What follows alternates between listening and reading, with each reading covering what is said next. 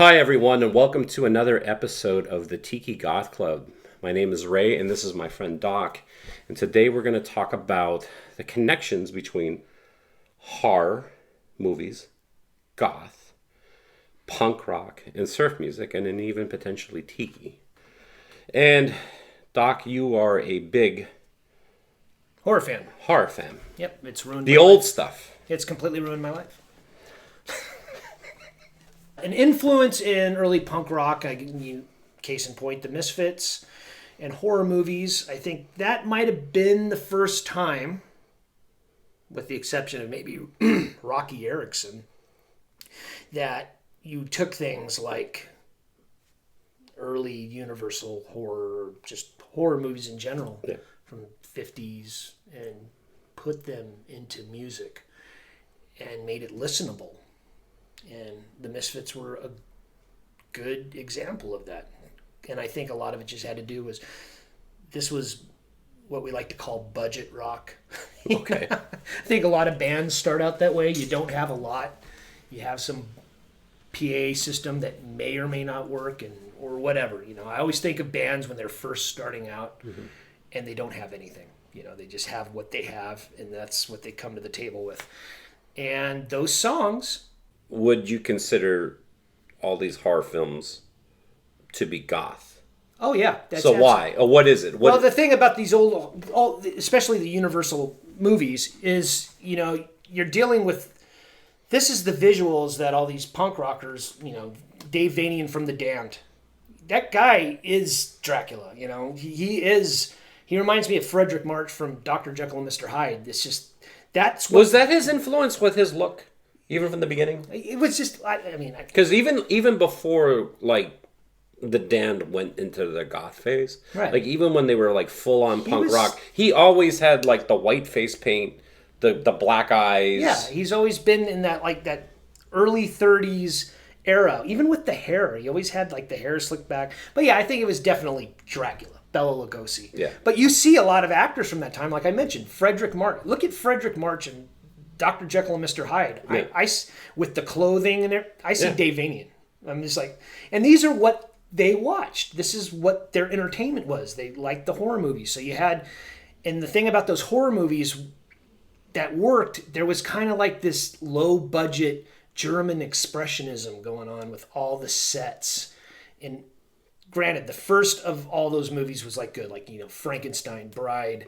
Yep. They were all the best of what they were doing. And then it just went into terrible territory as they kept getting churned out. It was just this really B-movie thing. But you could take those movies and write a song about it.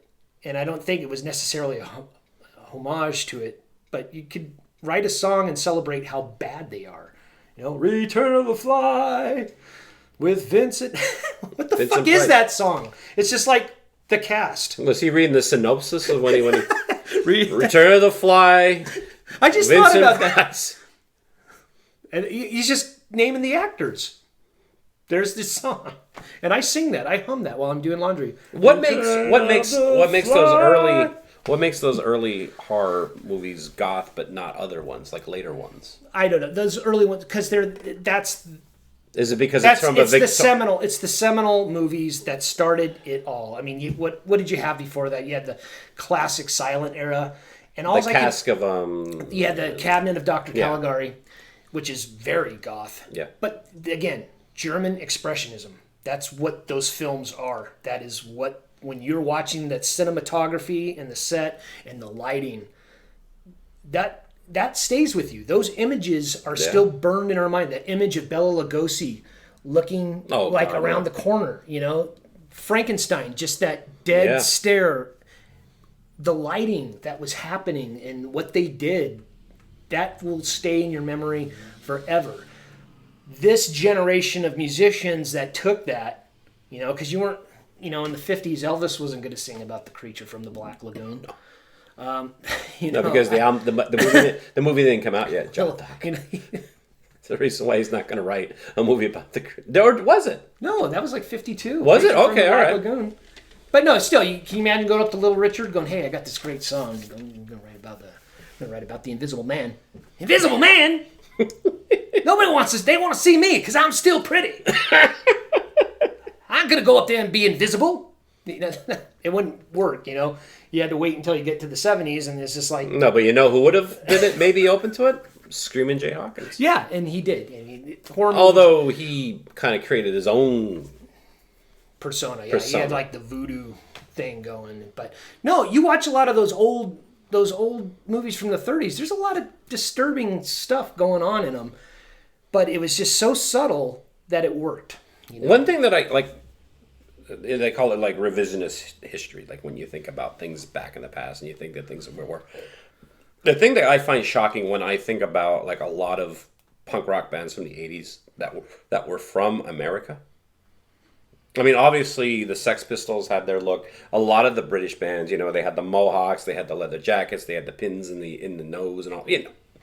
But like when you like Dead Kennedys, just look like a couple of dudes, you know. Yeah. Black Flag.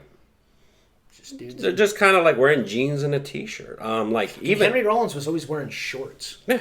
Like those really bad swimming trunk ones that are too short.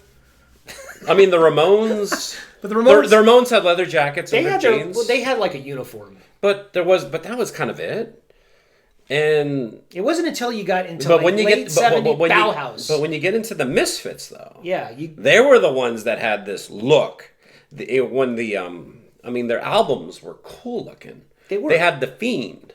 Right. They had the logo. Ghost. They had everything. Like everything about it was cool. And like so why does it work though? Why does all this horror stuff? Because it's unpretentious. It's everybody likes Dracula. Everybody likes Frankenberry. Everybody likes Booberry. Everybody likes and Count Chocula. Everybody there's a fondness to it all. They're people like that, and you mix it in with horror rock. You can mix it in with anything, and everybody generally is like, I like that. Everybody who doesn't like Frankenstein monster? Who doesn't like that? I mean, who doesn't like the image of the Bride of Frankenstein? Yeah. Who doesn't like that? I mean, it's really cool. And up until you had the Misfits, I don't think anybody really pulled that culture into music. Granted, this was all very underground. It wasn't going to see its heyday until after it was over. That's what's sad about like the Misfits. I mean, I'm sure they're fine. They're fine now. I don't feel bad for them. But in that, I want you to think of the 6 years that they were the Misfits. Yeah. I don't think that was necessarily fun. Maybe it was. I don't know. It was probably really hard. I have a feeling that very low budget. When they took their pictures with Vampira, I bet you there was probably a lot of people like, oh, they took a picture with Elvira. Yeah. So you may be asking yourself, how can I join the Tiki Goth Club? Well, there is no membership. There are no fees. But I have shirts for sale. They're $20 a piece, $5 shipping and handling. If you're interested, go to my website, tikiwithray.com. There's a prompt that says buy a shirt, follow that, and then that's how you can get your own. That imagery, it always kind of bleeds into surf rock. Yeah. It bleeds The Ghastly Ones is the first band that comes to my mind. Yeah. Because what do you think of when you think of surf rock? The Munsters. Yeah. You know, the Munsters. Again, unpretentious, funny. Who doesn't love the Munsters? You know, it's when they finally took those universal horror monsters and made it family orientated. You know, it's just like, oh, the Munsters. But that's a badass riff. Yeah. And that is just surf rock. Yeah. That's all that is. That's Dick Dale in his glory. Not him personally, but that's what's going on there. And I think all that stuff, it holds hands together. Another band is the Cramps too. Mm-hmm. They were if essentially they wrote the book on cool for me, because if they were singing about it, it should be something I should look into. You know, right? B movies, horror, sex, booze, you know, all that stuff. And the newest band that I can think of that seems to be carrying the torch is Messerchaps, which ironically is a surf rock band from Russia. And I saw them live, and yeah, they're phenomenal. Again, the bass player looks like a vampire. She's gorgeous. I think she has like some kind of crazy name, like it's like has Dracula part of it or something like Draculina or whatever. No, but Messerchaps, they're phenomenal at what they do. Man or Astro Man. You just have all these experimental groups that are very niche, mind you. Oh yeah. But if you're in that niche, what more could you ask for? It's awesome. And all these things, it's all these low budget, unpretentious things that all kind of hold hands together because we all like that stuff. We all like the Munsters. It's weirdo stuff that the mainstream, whatever the hell's going on, looks at and kind of goes, really? You like Dracula? Okay, when the rest of us are like, yeah, I love Dracula, actually. Yeah, you're like, which one, Bela Lugosi or Christopher Lee? Christopher Lee, or Robert De Niro, or... Robert De Niro was Frankenstein, and the Kenneth Branagh adaptation of Frankenstein that was filmed in 1992. And you start doing... That's what I do to the dickheads, Or actually, you could go with Gary Oldman's performance in Francis Ford Coppola's hell yeah, Gary Oldman. Presentation of Dracula, The makeup house won special effect, and then they're just like, I'm out. One thing that I want to... the main thing that I like about Tiki is that it's supposed to be dark. Yeah. It's supposed to be mysterious, and it's supposed to be dangerous and slightly scary. Tiki torches. And a lot of the horror imagery, the goth imagery, plays well with it. With Tiki. Oh, well, absolutely. Now, when I'm thinking of Tiki, I'm thinking of like the wood carvings. Yep. Yeah, that's just one element. I mean, like some of those Tiki carvings can be a little creepy, a little scary looking. Yeah, I mean, case in point, you look at a movie like White Zombie. Yeah. Very voodoo.